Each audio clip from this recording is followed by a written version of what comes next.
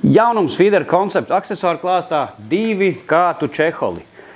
1,50 m garumā un otrs 1,70 m.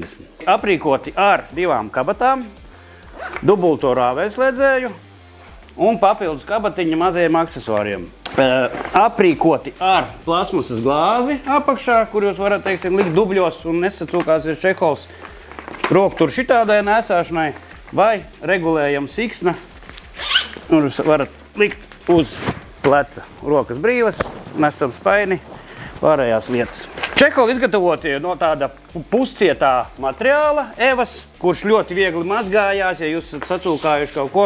Iekšā nodalījumā ir mīksta neilona noderīte, ietilpība. Vienī gadījumā šeit lūdzu viens lielais feeders ar lielo karpas poli, vēl papildus feeders bez polis, otrā nodalījumā vēl viens feeders ar spoli, vēl rokturis uzturamajam tīkliņam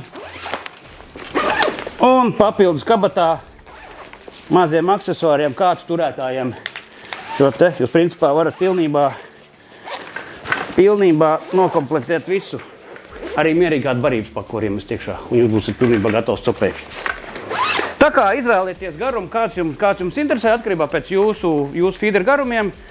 Šī modelī ies visi 3-metrīgie feederi, un šī modelī jūs varēsiet ievietot arī kādus, ja jums ir 2-daļīgie feederi. Šāda tipa čeholi pilda 2 funkcijas. Pirmais būtu aizsargāt jūsu kātus no salūšanas transportēšanas laikā.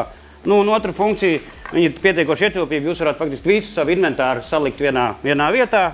Jums nav atsevišķi jānes kaut kur kāds, kaut kāds tāds. Visi salikt, visi rokturi, kāti turētāji vienā vietā. Uzliekam uz pleca, rokas ir brīvas. Paņemam spaini vai krēslu un dodamies makšķerēt.